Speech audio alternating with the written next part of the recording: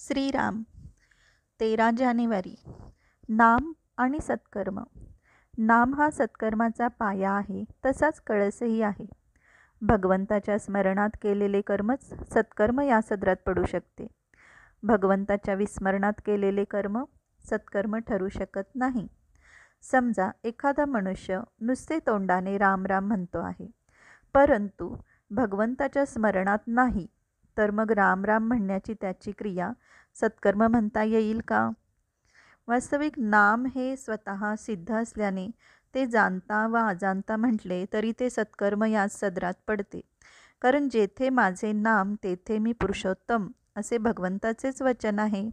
म्हणून नामाचा उच्चार आणि भगवंत या दोन गोष्टी निराळ्या असूच शकत नाही. मुखाने नाम म्हणणाऱ्याचे लक्ष भगवंताकडे असो व नसो, ते सत्कृत्य याच सदरात पडते.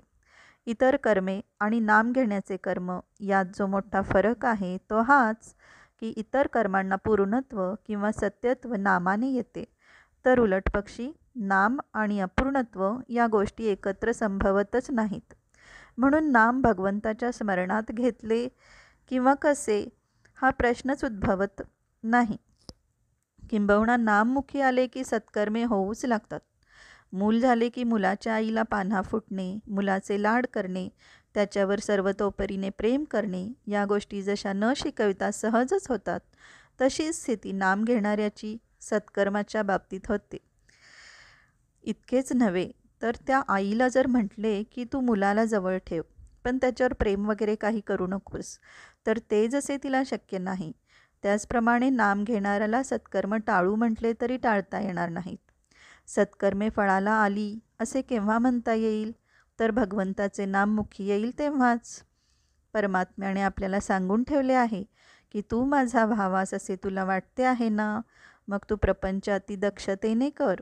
प्रयत्नाला कधी मागे पाहू नकोस, पण फळ देणारा मी आहे ही भावना ठेवून तू वाग. जी परिस्थिती येईल त्यात समाधान बिघडू देऊ नकोस आणि मी जे सांगतो ते औषध घे. ते तुला सर्व रोगातून मुक्त करील.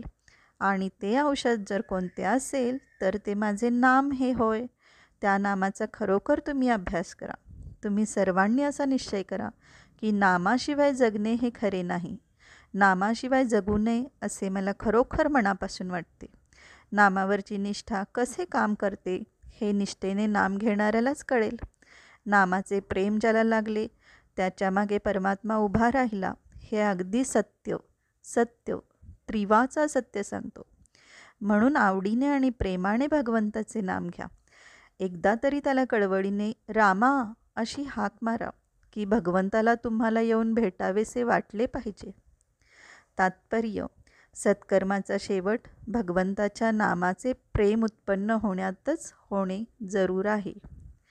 तुम्ही पहिल्यांदा माझ्या चॅनलवर व्हिजिट करत असाल तर लाईक, शेअर आणि सबस्क्राईब बटन दाबा, म्हणजे रोजची वाचन सेवा तुम्हाला ऐकायला मिळेल. तुम्ही माझा ऑडिओ ऐकून घेतला त्याबद्दल धन्यवाद. जय श्रीराम.